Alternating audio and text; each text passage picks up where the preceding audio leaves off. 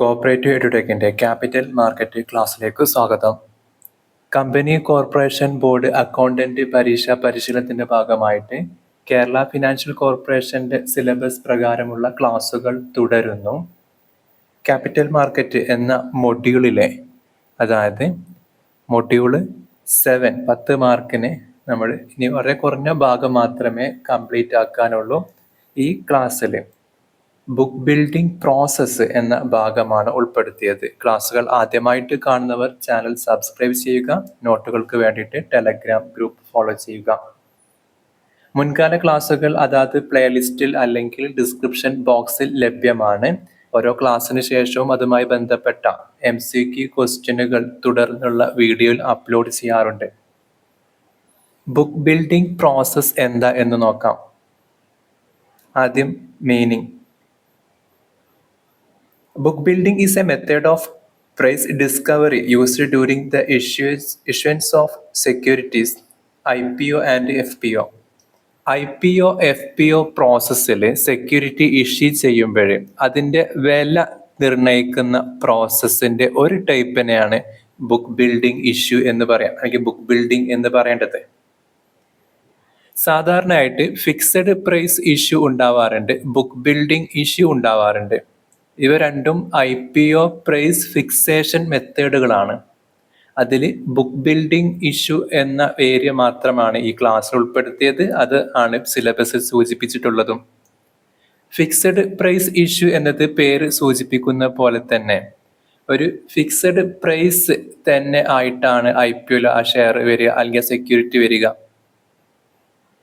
ആദ്യമേ സൂചിപ്പിച്ചതുപോലെ ഫിക്സഡ് പ്രൈസും ബുക്ക് ബിൽഡിംഗ് ഇഷ്യൂവും രണ്ടും IPO പ്രൈസ് ഫിക്സേഷന്റെ പ്രൈമറി മെത്തേഡുകളാണ്.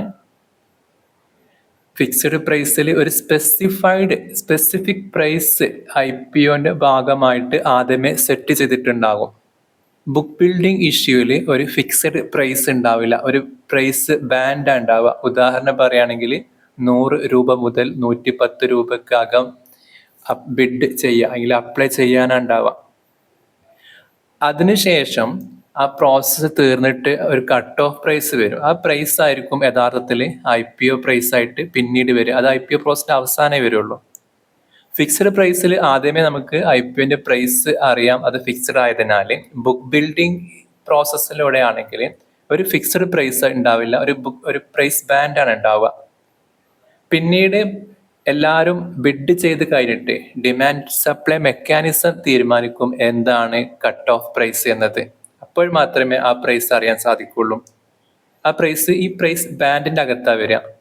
ഏറ്റവും കൂടുതൽ ഡിമാൻഡ് വന്ന പ്രൈസ് ഏതാണോ അതായിരിക്കും കട്ട് ഓഫ് പ്രൈസ്. ഇൻട്രൊഡക്ഷൻ ആയിട്ട് നമുക്ക് fixed price issue, book building issue എന്ന് ടച്ച് ചെയ്ത് പോവേണ്ടതുണ്ട്. ഫിക്സഡ് പ്രൈസ് ഇഷ്യൂവിൽ ഫിക്സഡ് പ്രൈസ് ആയതിനാൽ ഇൻവെസ്റ്റേഴ്സിനെ സംബന്ധിച്ചിടത്തോളം ആദ്യമേ അവർക്ക് അറിയാം ഇതിന്റെ പ്രൈസ് എത്ര എന്നത്. ബുക്ക് ബിൽഡിങ്ങിന്റെ കേസിൽ ഫിക്സഡ് പ്രൈസ് ഇല്ലാത്തതിനാൽ, പ്രൈസ് ബാൻഡ് ആയതിനാൽ, ആ പ്രൈസ് ബാൻഡിനെ ഇപ്പോൾ 100 to 110 ആണെങ്കിൽ അതിന്റെ ഫ്ലോർ പ്രൈസ് എന്നാണ് അതിന്റെ ചെറിയ വിലക്ക് പറയാം. ഹൈസ്റ്റ് പ്രൈസിന് എന്താണ് ക്യാപ് പ്രൈസ് എന്ന് പറയും. അവ രണ്ട് ടേമാണ്, floor price and cap price. ആ പ്രൈസ് ബാൻഡിലെ രണ്ട് വിലകൾ ഉണ്ടാവുമല്ലോ. അതിലെ ചെറിയ വിലയെ ഫ്ലോർ പ്രൈസ് എന്നും ആ വലിയ വിലയെ CAP പ്രൈസ് എന്നാണ് വിളിക്കാറുള്ളത്. ആ റേഞ്ചിൽ വെച്ചിട്ടാണ് ബിഡ് ചെയ്യേണ്ടത്. മറ്റൊരു വ്യത്യാസം, ഇതിന്റെ അഡ്വാൻറ്റേജ് പറയുകയാണെങ്കിൽ ഫിക്സഡ് പ്രൈസിന്റെ കേസിൽ പ്രൈസ് ഫിക്സഡ് ആയതിനാൽ വളരെ കൃത്യമായിട്ട് ഇൻവെസ്റ്റേഴ്സിന് ട്രാൻസ്പെറൻ്റ് ആയിട്ട് ക്ലിയർ ആയിട്ട് അതിന്റെ വില എത്രയെന്ന് കൃത്യം പറയാൻ പറ്റും. പക്ഷെ ബുക്ക് ബിൽഡിന്റെ കേസിൽ ഇൻവെസ്റ്റേഴ്സിന്റെ സംബന്ധിച്ചിടത്തോളം അവർക്ക് ഒരു പ്രൈസ് ബാൻഡ് കിട്ടിയിട്ടുണ്ടാവുള്ളൂ. ഡിസ്അഡ്വാൻറ്റേജ് പറയുകയാണെങ്കിൽ എപ്പോഴും ഫിക്സഡ് പ്രൈസ് എന്നത് ഒരു മാർക്കറ്റ് മെക്കാനിസത്തിലൂടെ അല്ലല്ലോ തീരുമാനിക്കപ്പെട്ടത്. അപ്പോൾ ഒരു ഡിമാൻഡ് സപ്ലൈ മെക്കാനിസം അല്ലാത്തതിനാൽ പിന്നെ അതെന്ത് ചെയ്യും, ഒരു അക്യുറേറ്റ് മാർക്കറ്റ് വാല്യൂ അല്ലെങ്കിൽ ഡിമാൻഡ് അത് എന്ത് ചെയ്യൂല, റിഫ്ലക്ട് ചെയ്യൂല. പക്ഷെ ബുക്ക് ബിൽഡിന്റെ കേസിൽ കുറെ കൃത്യമായിട്ടുള്ള ഒരു ഡിമാൻഡ് ബേസിൽ ആ പ്രൈസ് ഫോം ചെയ്യുന്നുണ്ട്. ഇനി നമുക്ക് ടോപ്പിലേക്ക് കിടക്കാം. മീനിങ്ങും ആദ്യമേ പറഞ്ഞു. IPO, FPO കേസുകളിൽ അതിൻ്റെ പ്രൈസ് നിർണ്ണയിക്കുന്ന പ്രോസസ്സിനെയാണ് ബുക്ക് ബിൽഡിംഗ് ഇഷ്യൂ അല്ലെങ്കിൽ ബുക്ക് ബിൽഡിംഗ് മെത്തേഡ് എന്ന് പറയാം. Instead of fixing a single price in advance, the company provides a price band. Price band ഉണ്ടാവുന്ന ആദ്യമേ സൂചിപ്പിച്ചു. അത് ഫ്ലോർ പ്രൈസ്, ക്യാപ് പ്രൈസ്. അതിൽ രണ്ട് വില ഉണ്ടല്ലോ, ബാൻഡ് ആണല്ലോ, ഒരു മിനിമം മാക്സിമം. ആ മിനിമം പ്രൈസിനെയാണ് ഫ്ലോർ പ്രൈസ് എന്നും മാക്സിമം പ്രൈസിനെയാണ് ക്യാപ് പ്രൈസ് എന്ന് പറയുന്നത്. And investors bid within this band. ഈ പ്രൈസ് ബാൻഡിന്റെ അകത്ത് നിന്നുള്ള ഒരു വില ആയിരിക്കണം ഇൻവെസ്റ്റേഴ്സ് ബിഡ് ചെയ്യേണ്ടത്. Based on demand at various prices, the final issue price, അതായത് cut off price is determined. ഈ പ്രൈസ് ബാൻഡ് അകത്ത് നിന്ന് ഇൻവെസ്റ്റേഴ്സ് അപ്ലൈ ചെയ്യും. അവർ ഒപ്റ്റ് ചെയ്യുന്ന പ്രൈസ് ഡിമാൻഡ് സപ്ലൈ മെക്കാനിസത്തിലൂടെ ഒരു പ്രൈസ് ഫോം ചെയ്യും. ആ പ്രൈസിനെ പറയുന്ന പേരാണ് കട്ട് ഓഫ് പ്രൈസ് എന്നത്. The book building process is a modern method. It's a modern method of issuing securities that relies on investor demand to discover the final price, making it fairer and more transparent than fixed price method. Fixed price മെത്തേഡുമായി compare ചെയ്യുമ്പോൾ കുറച്ചും കൂടി transparent ആയ, ഇൻവെസ്റ്റേഴ്സിന്റെ trust ചെയ്യുന്ന, യഥാർത്ഥ demand പ്രകാരം വില form ചെയ്യുന്ന ഒരു മെത്തേഡ് കൂടിയാണ് ബുക്ക് ബിൽഡിംഗ് പ്രോസസ് അല്ലെങ്കിൽ book building issue, book building method എന്ന് പറയുന്നത്.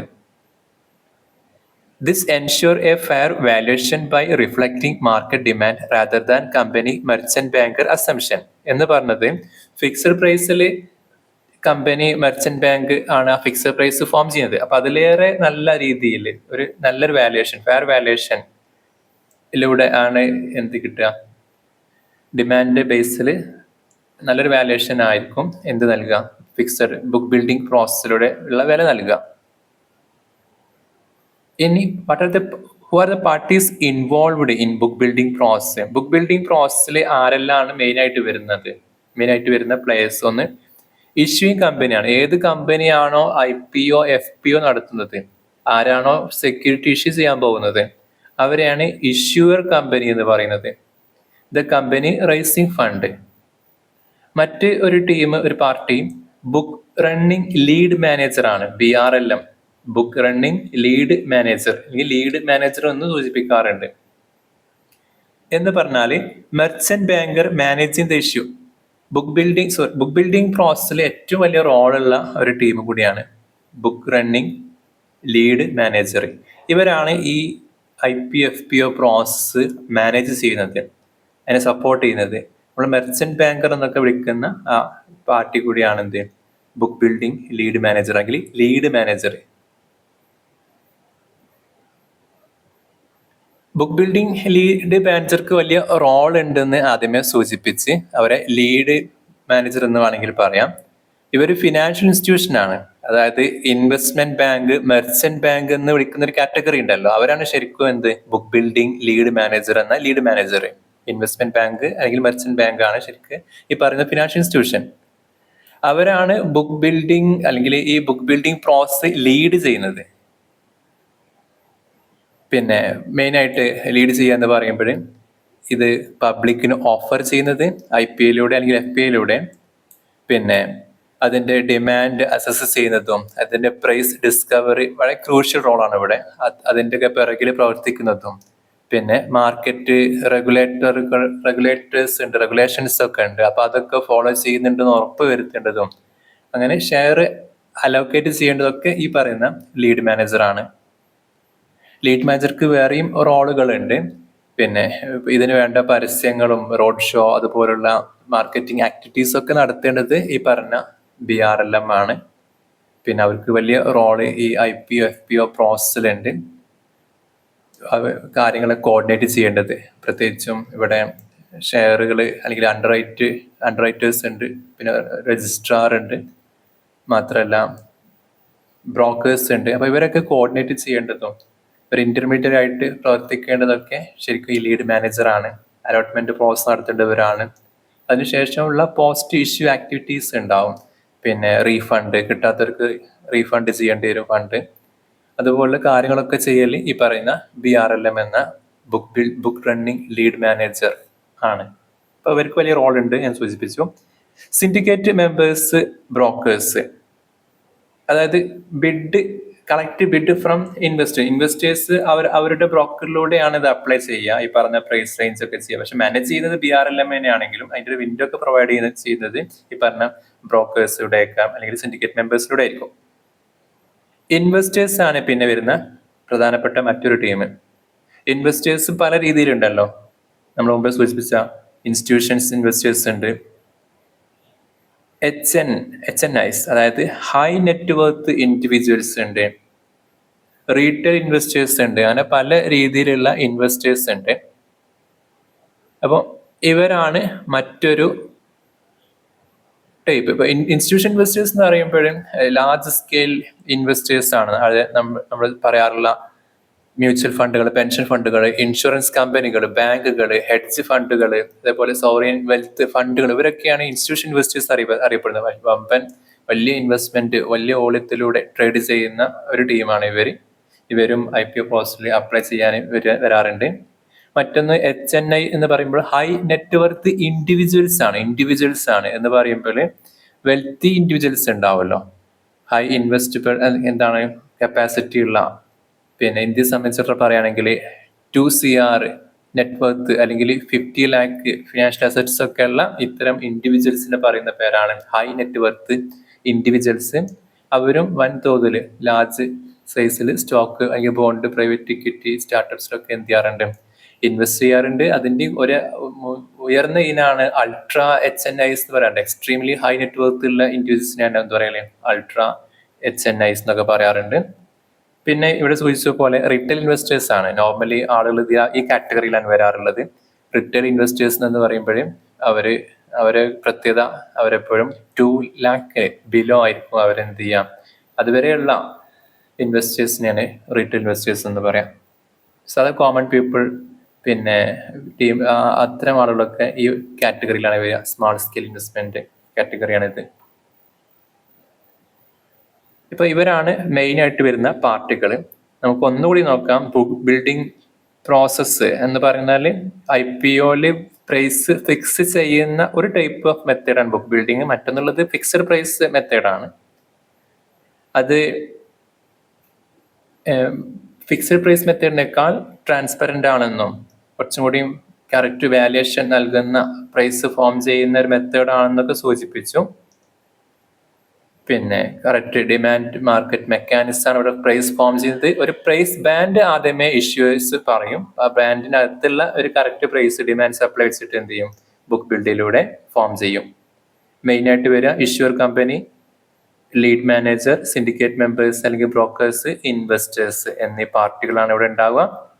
രജിസ്ട്രാർ ഉണ്ട്, manage application data, allotment, refund, ഇതൊക്കെ മാനേജ് ചെയ്യുന്നത് രജിസ്ട്രാർ ആണ്. പിന്നെ ഉള്ളത് സ്റ്റോക്ക് എക്സ്ചേഞ്ച് ആണ്, അല്ലെങ്കിൽ സെബി എന്ന റെഗുലേറ്ററി ഏജൻസി. പിന്നെ സ്റ്റോക്ക് എക്സ്ചേഞ്ചുകൾ അവർ റെഗുലേറ്റ് ചെയ്യാറുണ്ട്. ഇപ്പം ബുക്ക് ബിൽഡിംഗ് പ്രോസസ്സിനെ റെഗുലേറ്റ് ചെയ്യുന്ന 2 ടീമുകൾ, ഒന്ന് സെബി ആണ്, ഒന്ന് അതാത് എക്സ്ചേഞ്ചിലെ റൂൾസ്, റെഗുലേഷൻസ്, കണ്ടീഷൻസ് പ്രകാരമുള്ള കാര്യങ്ങൾ പറയാൻ സ്റ്റോക്ക് എക്സ്ചേഞ്ചുകൾ ഉണ്ടാകും. ഇനി പറയേണ്ടത് steps in the books building process ആണ്. ബുക്ക് ബിൽഡിംഗ് പ്രോസസ്സിന്റെ സ്റ്റെപ്സ് ആണ്, എങ്ങനെ ഇത് പ്രോസസ് നടക്കുന്നതെന്നാണ് നോക്കേണ്ടത്. Appointment of intermediaries. ഏറ്റവും ആദ്യം ചെയ്യേണ്ടത് ഇന്റർമീഡിയറി, നേരത്തെ സൂചിപ്പിച്ച ഒരു ഫിനാൻഷ്യൽ ഇൻസ്റ്റിറ്റ്യൂഷൻസ് ഉണ്ടല്ലോ, ഇത് മാനേജ് ചെയ്യേണ്ടത് ലീഡ് മാനേജർ ആയിട്ട് വരേണ്ടത്. അതായത് ബുക്ക് റണ്ണിങ് ലീഡ് മാനേജറെ എന്ത് ചെയ്യേണ്ടതുണ്ട്, അപ്പോയിന്റ് ചെയ്യേണ്ടതുണ്ട്. ആരെ അപ്പോയിന്റ് ചെയ്യണം, ഇഷ്യൂയിങ് കമ്പനി ആരാണോ ഈ പറയുന്ന രീതിയിൽ FPO IPO ആയിട്ട് ഷെയറുകൾ, സെക്യൂരിറ്റികൾ ഇഷ്യൂ ചെയ്യാൻ പോകുന്ന ആ ഇഷ്യൂയിങ് കമ്പനി അപ്പോയിന്റ് ചെയ്യണം BRLMനെ, അതായത് ബുക്ക് റണ്ണിങ് ലീഡ് മാനേജേഴ്സിനെ. രജിസ്ട്രാറേയും ലീഗൽ അഡ്വൈസേഴ്സിനെയും അണ്ടർ റൈറ്റേഴ്സിനൊക്കെ അപ്പോയിന്റ് ചെയ്യുക, സെറ്റാക്കി വെക്കുക എന്നതാണ് ഫസ്റ്റത്തെ സ്റ്റെപ്പായിട്ട് ബുക്ക് ബിൽഡിംഗ് പ്രോസസ്സിൽ പറയേണ്ടത്. ഈ പറയുന്ന ഇന്റർമീഡിയറികളുടെ കോർഡിനേഷന് ഈ പറയുന്ന പ്രോസസ്സിന് വളരെ അത്യാവശ്യമാണ്. രണ്ടാമത്തെ സ്റ്റെപ്പായിട്ട് പറയേണ്ടത് draft prospectus and price band ആണ്.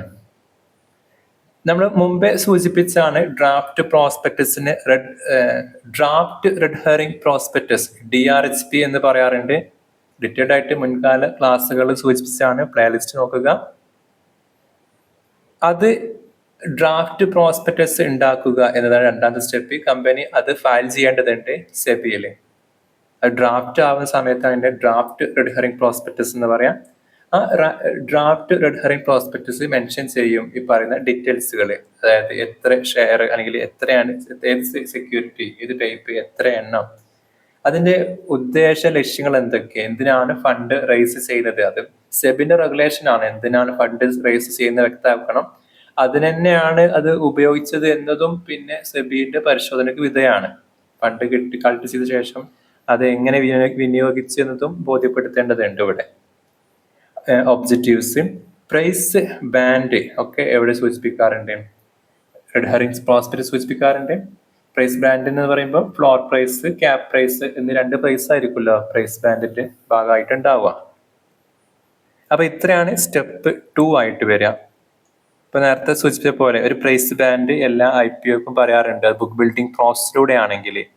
നോർമലി ഒരു എക്സാമ്പിൾ ആണ് എന്ത് 100, 110, 100 അല്ലെങ്കിൽ അതുപോലെ ഒരു എക്സാമ്പിൾ 80, 85 അല്ലെ. അപ്പൊ 80 ആണ് ഫ്ലോർ പ്രൈസ്, 85 ആണ് ക്യാപ് പ്രൈസ്. പിന്നെ പറയുന്നത് ബിഡിങ് പീരീഡ് ആണ്. എന്ന് പറഞ്ഞാല് ബിഡ് ചെയ്യാൻ ആവശ്യമായ സമയം അല്ലെങ്കിൽ ഒരു സമയപരിധി നൽകാറുണ്ട്. ആ സമയത്തിനകം മാത്രമേ ഇൻവെസ്റ്റേഴ്സിന് ബിഡ് ചെയ്യാൻ സാധിക്കുള്ളൂ. വിൻഡോ ഓപ്പൺ ആവാൻ അത്രയും കാലത്തേക്കാണ് നോർമലി 3 to 5 വർക്കിംഗ് ഡേയ്സ് എന്നാണ് റെഗുലേഷനിൽ പറയുന്നത്. സാധാരണ 3 ദിവസമാണ് കാണാറുള്ളത്. ഇടയിൽ ശനി ഞായർ വന്നു കഴിഞ്ഞാൽ അത് ഹോളിഡേ ആണ്, മാർക്കറ്റ് ഹോളിഡേ ആണ്. ആ സമയത്ത് അപ്ലൈ ചെയ്യാൻ സാധിക്കില്ല. അത്ര സന്ദർഭങ്ങളിൽ 5 ദിവസത്തേക്ക് പോകും. അപ്പോഴും 3 വർക്കിംഗ് ഡേ കിട്ടുള്ളൂ. നോർമലി 3 വർക്കിംഗ് ഡേ ആണ് ഉണ്ടാവാറുള്ളത്. The issue is open for 3 to 5 working days. Investors submit bid through syndicate members specifying. അതായത് ഇൻവെസ്റ്റേഴ്സ് അപ്ലൈ ചെയ്യണം എന്നുള്ളവർ ചെയ്യേണ്ടത് അതായത് ബ്രോക്കേഴ്സ് ആണ് അവിടെ സിൻഡിക്കേറ്റ് മെമ്പേഴ്സ് ആയിട്ട് വരിക. അവരുടെ വിൻഡോയിലൂടെയാണ് അപ്ലൈ ചെയ്യേണ്ടത്. അപ്ലൈ ചെയ്യുന്ന സമയത്ത് 2 കാര്യങ്ങൾ സ്പെസിഫൈ ചെയ്യേണ്ടതുണ്ട്. Quantity of shares they want, എത്ര എണ്ണം ഷെയറുകളാണ് അവർക്ക് വേണ്ടത് എന്ന് അവർ ആപ്ലിക്കേഷൻ ഫോമിൽ സൂചിപ്പിക്കണം. Price they are willing to pay, ഈ പറഞ്ഞ പ്രൈസ് ബാൻഡ് ഉണ്ടല്ലോ, ഫ്ലോർ പ്രൈസ് ക്യാപ് പ്രൈസിന്റെ ഇടയിൽ വെച്ചിട്ട് അത് ഏതാണെങ്കിൽ അത്, ഇപ്പൊ ക്യാപ് പ്രൈസ് ആണെങ്കിൽ മാക്സിമം പ്രൈസ് ആണെങ്കിൽ അത് വെച്ചിട്ട് എന്ത് ചെയ്യണം, അപ്ലൈ ചെയ്യേണ്ടത്. ലോട്ട് ബേസിലാണ് അപ്ലൈ ചെയ്യാറ്. ഒരു ഷെയർ വാങ്ങാൻ സാധിക്കാറില്ല. മാർക്കറ്റിൽ നിന്ന് വേണമെങ്കിൽ എന്ത് ചെയ്യാം, ഒരു ഷെയർ വാങ്ങാം. IPO പ്രോസസ് ലോട്ടിന്റെ ബേസിലാണ് ഉണ്ടാവാറ്. നോർമലി 5,000 ബിലോ 15,000 50,000 താഴേക്കാണ് സാധാരണ 2 വിൻഡോ ഉണ്ട്. പിന്നെ SME ആണെങ്കിൽ 2 lakh അറൗണ്ട് വരാറുള്ളത്. മെയിൻ ബോർഡ് IPOകൾ 15,000 താഴേക്ക് ആ അറൗണ്ടിലാണ് വരാറുള്ളത്. അപ്ലൈ ചെയ്യേണ്ടത് ഈ 2 ക്വാണ്ടിറ്റി പ്രൈസ് സൂചിപ്പിക്കേണ്ടതുണ്ട്. 3 to 5 വർക്കിംഗ് ഡേയ്സ് ആണ് ഇതിന്റെ സമയപരിധി ഉണ്ടാവാറുള്ളത്. 4ാമത്തെ സ്റ്റെപ്പായിട്ട് പറയേണ്ടത് കളക്ഷൻ ഓഫ് ബിഡ് ആണ്. ബിഡിങ് ഓഫ് ബുക്ക് എന്ന് വേണമെങ്കിൽ പറയാം. എന്ന് പറഞ്ഞാൽ 3 to 5 days ഓപ്പൺ നടക്കുന്നുണ്ടല്ലോ, ആ സമയത്താണ് bid are record electronically in the book. അതായത് ഓൺലൈൻ ആപ്ലിക്കേഷൻ ആണ്. So bids are record electronically in the book. Demand is shown at different price. കാരണം നേരത്തെ പറഞ്ഞ പോലെ ആണെങ്കിൽ ഇപ്പോ 100 to 120 ആണ് പ്രൈസ് ബാൻഡ് എങ്കിൽ പല വിലക്കായിരിക്കും പല ആളുകളും പല എണ്ണത്തിൽ അപ്ലൈ ചെയ്തിട്ടുണ്ടാവുക. ഇപ്പൊ ഇവിടെ ഒരു എക്സാമ്പിൾ കാണിക്കുന്നുണ്ട്. 1 CR ഷെയറുകൾ 120 rupeesന് ഡിമാൻഡ് വന്നിട്ടുണ്ട്, അല്ലെങ്കിൽ 120 രൂപക്ക് അപ്ലൈ ചെയ്തിട്ടുണ്ട്. 2 CR എണ്ണം ഷെയറുകൾ 115 രൂപ വെച്ചിട്ടും 3 CR ഷെയർസ് 110 രൂപക്കൊക്കെ അപ്ലിക്കേഷൻ വന്നിട്ടുണ്ട്. അപ്പൊ ഇങ്ങനെ അപ്ലിക്കേഷൻ വന്നു കഴിഞ്ഞാൽ ഒരു കട്ട് ഓഫ് പ്രൈസ് ഫോം ചെയ്യേണ്ടതുണ്ട്. അത് ഡിമാൻഡിന്റെ ബേസിൽ എന്ത് ചെയ്യും, ഈ പ്രൈസ് ബാൻഡിലെ ഡിമാൻഡ് ബേസിൽ ആ കട്ട് ഓഫ് പ്രൈസ് പറയും. അങ്ങനെ കട്ട് ഓഫ് പ്രൈസ് ആയിരിക്കും പിന്നെ IPO പ്രൈസ് ആയിട്ട് വരിക. അതായത് അപ്ലൈ ചെയ്യുന്ന സമയത്ത് എത്രയാണ് യഥാർത്ഥ വില എന്ന് പറയാൻ കഴിയില്ല. ആ സമയത്ത് പ്രൈസ് ബാൻഡ് മാത്രമേ ഇൻവെസ്റ്റർ മുമ്പിൽ ഉണ്ടാവുകയുള്ളൂ. അത് ബുക്ക് ബിൽഡിങ്ങിന്റെ പ്രത്യേകതയാണ്. ഫിക്സഡ് പ്രൈസ് ആണെങ്കിൽ അപ്ലിക്കേഷൻ ആണെങ്കിൽ ഫിക്സഡ് പ്രൈസ് അവർക്ക് അറിയായിരുന്നു, ആ പ്രൈസ് വെച്ച് അവർ അപ്ലൈ ചെയ്യാം.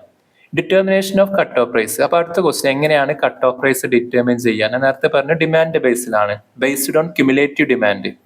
The price at which the company can issue the required number of shares is chosen. This is called cut off price. അങ്ങനെ ഡിമാൻഡ് ബേസിൽ, ക്യുമുലേറ്റീവ് ഡിമാൻഡ് ബേസിൽ ഒരു പ്രൈസ് ഫോം ചെയ്യും. ആ പ്രൈസിനെ പറയുന്ന പേരാണ് കട്ട് ഓഫ് പ്രൈസ് എന്നത്. For retail investors, cut off option means they are agreed to take shares at whether final price is fixed. ഇനി ഏറ്റവും ലാസ്റ്റ് പോയിന്റ് ആണ്, സ്റ്റെപ്സ് ആണ് അലോട്ട്മെന്റ് ഓഫ് ഷെയർസ്. കാരണം പ്രൈസ് ഫിക്സ് ചെയ്തിട്ടുണ്ട്, അത് അലോട്ട് ചെയ്യേണ്ടതുണ്ട് അപ്ലിക്കേഷന്റെ സൂചിപ്പിച്ച നമ്പർ പ്രകാരം. Allocation is done as per SEBI guideline. സെബിന്റെ ഗൈഡ് ലൈൻ തന്നെ ഉണ്ട്, പല എക്സാം ചോദിക്കാറുണ്ട്. QIBന്റെ കോട്ട എത്രയാണ്, HNIസിന്റെ കോട്ട എത്രയാണ്, റീറ്റെയിൽ ഇൻവെസ്റ്റേഴ്സിന് എത്രയാണ് കോട്ട ഉള്ളത്. ഈ കോട്ട ഈ പറഞ്ഞ രീതിയിൽ അവർക്ക് ഇത്രയും പെർസെൻറ്റേജ് മാറ്റി വെച്ചിട്ടുണ്ടാവും. ആ രീതിയിലാണ് അപ്ലൈ ചെയ്യേണ്ടത്. അതായത് QIB qualified institution invest buyers ഉണ്ട് എന്ന് പറഞ്ഞാൽ മ്യൂച്വൽ ഫണ്ട്, പെൻഷൻ ഫണ്ട്, അതുപോലുള്ള വമ്പൻ ഇൻസ്റ്റിറ്റ്യൂഷൻസുകൾ, ബാങ്കുകളൊക്കെ, അവർക്കായിട്ട് 50% കോട്ടയുള്ളത്. അതായത് ടോട്ടൽ IPO 1 കോടി ഷെയറുകളാണെങ്കിൽ പകുതി ഷെയറുകളും ആർക്ക് വേണ്ടി മാറ്റിവെച്ചിട്ടുണ്ട്, QIB കാറ്റഗറിക്ക് വേണ്ടി മാറ്റിവെച്ചിട്ടുണ്ട്. പിന്നെ 15% കോട്ട HNIസിനുള്ളതാണ്, അല്ലെങ്കിൽ NII നോൺ ഇൻസ്റ്റിറ്റ്യൂഷൻ ഇൻവെസ്റ്റേഴ്സ്, അതായത് ഹൈ നെറ്റ്വർത്ത് ഇൻഡിവിജ്വൽസിന് വേണ്ടിയിട്ടുള്ളതാണ് 15%. ബാക്കിയുള്ള 35% ആണ് റീറ്റെയിൽ ഇൻവെസ്റ്റേഴ്സിന്. അപ്പൊ റീറ്റെയിൽ ഇൻവെസ്റ്റേഴ്സിന്റെ കോട്ട എന്ന് പറയുന്നത് 35% ആണ്. അപ്പൊ അവര് അതിലെ ഡിമാൻഡ് എന്താ, അതിനെ ബേസിലാണ് എന്ത് ചെയ്യുക, അലോട്ട്മെന്റ് നടക്കുക. അപ്പൊ ഇത് ഈ പറയുന്ന കോട്ട ഫിക്സ് ചെയ്യുന്നത് സെബി ഗൈഡ് ലൈൻസ് പ്രകാരമാണ്. ഇനി ഇഫ് ഓവർ സബ്സ്ക്രൈബ്ഡ്, സ്വാഭാവികമായിട്ടും നോർമലി നല്ല സ്റ്റോക്കുകളൊക്കെ ആണെങ്കിൽ, സെക്യൂരിറ്റീസ് ഒക്കെ ആണെങ്കിൽ ഓവർ സബ്സ്ക്രിപ്ഷൻ വന്നേക്കാം.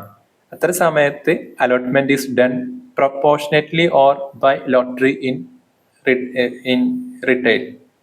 ലോട്ടറി മെത്തേഡ് പ്രകാരം നോർമലി അത്തരം സന്ദർഭങ്ങളിൽ അലോട്ട്മെന്റ് നടക്കാറ്. അല്ലാതെ അക്കൗണ്ടൻസിൽ പഠിച്ച പോലെയുള്ള പ്രോറാറ്റ അലോട്ട്മെന്റ് അല്ല ഇവിടെ നടക്കാറുള്ളത്. മാർക്കറ്റിൽ ലോട്ടറി മെത്തേഡാണ്, പദ്ധതി പ്രകാരമാണ് അലോട്ട്മെന്റ് ഓവർ സബ്സ്ക്രിപ്ഷൻ വന്നാൽ നടക്കാറുള്ളത്. ഇനി ഏറ്റവും ലാസ്റ്റ് സ്റ്റെപ്പ് പറയുന്നു ലിസ്റ്റിംഗ് ഓൺ സ്റ്റോക്ക് എക്സ്ചേഞ്ച്. കാരണം അലോട്ട്മെന്റ് കഴിഞ്ഞു, അതിനുശേഷം റീഫണ്ട് എന്ന പ്രോസസ് നടക്കാനുണ്ട്. കിട്ടാത്തവർക്ക് ഫണ്ട് റീഫണ്ട് ചെയ്യാൻ ഓർക്കണമല്ലോ. പിന്നെ സ്റ്റെപ്പാണ് എന്ത്, listing on stock exchange. After allotment and refund shares are credited to investors demat account. അങ്ങനെ ഷെയർ അലോട്ട്മെന്റ് കിട്ടിയവരുടെ ഡിമാറ്റ് അക്കൗണ്ടിലേക്ക് ഷെയറുകൾ ക്രെഡിറ്റ് ചെയ്യപ്പെടും. Shares are then listed on NSE BSE for trading. പിന്നീട് തൊട്ടടുത്ത ദിവസം എന്ത് ചെയ്യും, NSE BSE സ്റ്റോക്ക് എക്സ്ചേഞ്ചുകളിൽ ആ സ്റ്റോക്കുകൾ എൻറോൾ ചെയ്യും, ലിസ്റ്റ് ചെയ്യപ്പെടും. അതിനുശേഷം ഈ അലോട്ട്മെന്റ് കിട്ടിയ ആളുകൾക്ക് വേണമെങ്കിൽ ഈ പറയുന്ന മാർക്കറ്റിൽ അത് വിൽക്കാം, കിട്ടാത്തവർക്ക് വേണമെങ്കിൽ അന്ന് വാങ്ങാം, ആരെങ്കിലും വിൽക്കാൻ വെച്ചിട്ടുണ്ടെങ്കിൽ. ഇങ്ങനെയാണ് ആ പ്രോസസ് നടക്കുക. അപ്പോൾ സ്റ്റെപ്സ് മെയിനായിട്ട് ആദ്യം ആരെ തീരുമാനിക്കേണ്ടതുണ്ട്, ലീഡ് മാനേജറെ തീരുമാനിക്കേണ്ടതുണ്ട്. അവർക്ക് ഇവിടെ മുഖ്യ റോൾ ഉണ്ട്, നമ്മൾ ആദ്യമേ സൂചിച്ചിട്ടുണ്ട്. അപ്പോയിന്റ്മെന്റ് ഓഫ് ലീഡ് മാനേജർ ഉൾപ്പെടെയുള്ള ഇന്റർമീഡിയറ്റുകളെ അപ്പോയിന്റ്മെന്റ് ചെയ്യാണ് ആദ്യത്തെ സ്റ്റെപ്പ്. അതായത് legal advisors, underwriters, registrars, BRLM ഒക്കെ അപ്പോയിന്റ് ചെയ്യാം. അതിനുശേഷം red herring prospect, draft red herring prospects DRHP സെബിയിൽ ഫയൽ ചെയ്യുന്നു. ആ ഫയലിൽ എന്തെല്ലാം പറയും, അത് ഇഷ്യൂ സൈസ് എത്ര, ഏത് ഷെയർ ആണ്, എത്ര എണ്ണം, അതിന്റെ ഉദ്ദേശ ലക്ഷ്യങ്ങൾ എന്തൊക്കെയാണ്, പ്രൈസ് ബാൻഡ് എത്രയായിരിക്കും, എന്താണ് ഫ്ലോർ പ്രൈസ്, എന്താണ് ക്യാപ് പ്രൈസ് എന്നൊക്കെ അതിൽ സൂചിപ്പിക്കാറുണ്ട്. Bidding period normally 3 to 5 years ആണ് പറയുന്നത്. അത് 3 ആണ് നോർമലി ഉണ്ടാവാറുള്ളത്. ബിഡിംഗ് പീരീഡിൽ അകത്ത് വെച്ചിട്ട് ഇൻവെസ്റ്റേഴ്സിന് ഷെയർ എന്നല്ല സെക്യൂരിറ്റി അപ്ലൈ ചെയ്യാം. അപ്ലൈ ചെയ്യുന്ന സമയത്ത് പ്രത്യേകം ക്വാണ്ടിറ്റി സൂചിപ്പിക്കേണ്ടതുണ്ട്. എത്രയാണ് അതിന്റെ പ്രൈസ് ബാൻഡ് അകത്ത് നിന്ന് പ്രൈസ് സൂചിപ്പിക്കേണ്ടതുണ്ട്. കളക്ഷൻ ഓഫ് ബിഡ് അടുത്ത സ്റ്റെപ്പാണ്. എന്ന് പറഞ്ഞാൽ ഈ ആളുകൾ ബിഡ് ചെയ്യുന്ന ഇലക്ട്രോണിക്കലി ആണ് നടക്കാറ്. Record electronically in the book. Demand എന്ത് ചെയ്യും, അത്ര സമയത്ത് പല ആളുകളും പല പ്രൈസിനും പല എണ്ണത്തിലൊക്കെ അപ്ലൈ ചെയ്യാം. അങ്ങനെ അപ്ലൈ ചെയ്യുമ്പോഴും ക്യുമുലേറ്റീവ് ഡിമാൻഡ് ബേസിൽ ഒരു പ്രൈസ് ഫോം ചെയ്യുന്നു. ആ പ്രൈസിനെ പറയുന്ന പേരാണ് കട്ട് ഓഫ് പ്രൈസ് എന്നത്. പിന്നെ അലോട്ട്മെന്റ് നടക്കുന്നു. അലോട്ട്മെന്റ് ഓരോ കാറ്റഗറിക്ക് ഓരോ കോട്ട വെച്ചിട്ടുണ്ട്. QIBക്ക് 50%, HNI അല്ലെങ്കിൽ NIIക്ക് 15%, റീറ്റെയിൽ ഇൻവെസ്റ്റേഴ്സിന് വേണ്ടി 35% കോട്ടയും മാറ്റിവെക്കുക വെച്ചിട്ടുണ്ട്. ഈ ഓവർ സബ്സ്ക്രൈബ്ഡ് ആണെങ്കിൽ നോർമലി എന്താ ചെയ്യാം, ലോട്ടറി മെത്തേഡ് പ്രകാരം അലോട്ട്മെന്റ് നടക്കും. അതിനുശേഷം ലിസ്റ്റിംഗ് ആണ്. അതായത് അലോട്ട്മെന്റ് കിട്ടിയവർക്ക് ഷെയറുകൾ അവർ ഡിമാറ്റിലേക്ക് അലോട്ട് ചെയ്യും, അല്ലാത്തവർക്ക് റീഫണ്ട് ചെയ്യും രൂപ. പിന്നെ എന്ത് ചെയ്യും, NSE BSE മാർക്കറ്റുകളിൽ അത് ഷെയർ ലിസ്റ്റ് ചെയ്യുന്നു. അതുവഴി പ്രൈമറി മാർക്കറ്റിന്റെ പ്രോസസ് പിന്നെ സെക്കൻഡറിക്ക് മാറി. ഫ്രഷ് ഇഷ്യൂ ആണല്ലോ പ്രൈമറി. അപ്പൊ അത് കഴിഞ്ഞ് ഇനിയിപ്പോ NSE BSE ലിസ്റ്റ് ചെയ്ത് എൻറോൾ ചെയ്ത് കഴിഞ്ഞാൽ പിന്നെന്തായി, സെക്കൻഡറി മാർക്കറ്റിന്റെ ഭാഗമായി ആ സ്റ്റോക്കുകളെല്ലാം. ടൈപ്സ് ഓഫ് ബുക്ക് ബിൽഡിംഗ് ആണ്. ബുക്ക് ബിൽഡിംഗ് തന്നെ 3 വിധമുണ്ട്. 75% ബുക്ക് ബിൽഡിംഗ് പ്രോസസ് എന്ന് പറഞ്ഞാൽ 75% of securities offered through book building route. അതായത് 75% മാത്രമാണ് ബുക്ക് ബിൽഡിങ്ങിലൂടെ നടത്തപ്പെടുക. ബാക്കി 25 എന്തായിരിക്കും, ഫിക്സഡ് പ്രൈസ് ആയിരിക്കും. 100% ബുക്ക് ബിൽഡിംഗ് പ്രോസസ് എന്ന് പറയുമ്പോൾ entire issue is through book building. 100% book building process പറയുമ്പോൾ പേര് സൂചിപ്പിക്കുന്ന പോലെ തന്നെ 100% എന്താണ് ബുക്ക് ബിൽഡിംഗ്. ഹൈബ്രിഡ് എന്ന് പറയുമ്പോൾ combination of fixed price issue and book building. ഈ പറയുന്ന 2 മെത്തേഡിന്റെയും കോമ്പിനേഷനാണ് ഹൈബ്രിഡ് മെത്തേഡ് എന്ന് പറയാം. നമുക്ക് ഇതിന്റെ അഡ്വാൻറ്റേജ് ഡിസ്അഡ്വാൻറ്റേജ് പറഞ്ഞിട്ട് ക്ലാസ് അവസാനിപ്പിക്കാം. അഡ്വാൻറ്റേജ് ഓഫ് ബുക്ക് ബിൽഡിംഗ് എന്ന് പറഞ്ഞാൽ എഫിഷ്യന്റ് പ്രൈസ് ഡിസ്കവറി ആണ്. കാരണം ശരിക്കും ഡിമാൻഡ് ആണ് ഇവിടെ പ്രൈസ് ഫോം ചെയ്യുന്നത്. അതുകൊണ്ട് തന്നെ അത് എഫിഷ്യന്റ് പ്രൈസ് ഡിസ്കവറി ആണ്. ട്രാൻസ്പെറൻസി ആണ്. കാരണം ഇൻവെസ്റ്റേഴ്സ് ഈ demand at different price. Investors കാണാൻ പറ്റും ഓരോ രൂപക്ക് വെച്ചിട്ട് എത്ര അപ്ലിക്കേഷൻ വന്നിട്ടുണ്ട്, എത്ര ഷെയർ എണ്ണം വന്നിട്ടുണ്ട്.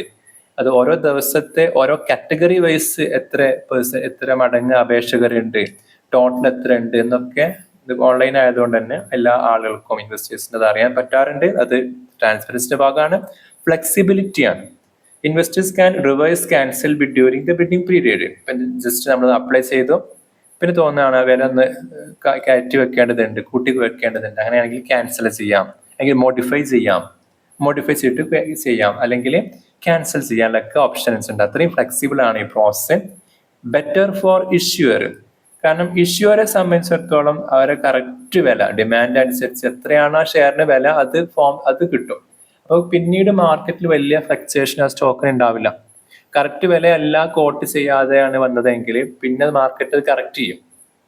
അപ്പൊ ബെറ്റർ ഇഷ്യൂവെ സംബന്ധിച്ചുള്ള ബെറ്റർ എപ്പോഴും ബുക്ക് ബിൽഡിംഗ് തന്നെ ആയിരിക്കാം. പിന്നെ മാർക്കറ്റ് ഡ്രിവൻ ആണ്. Avoid under over pricing.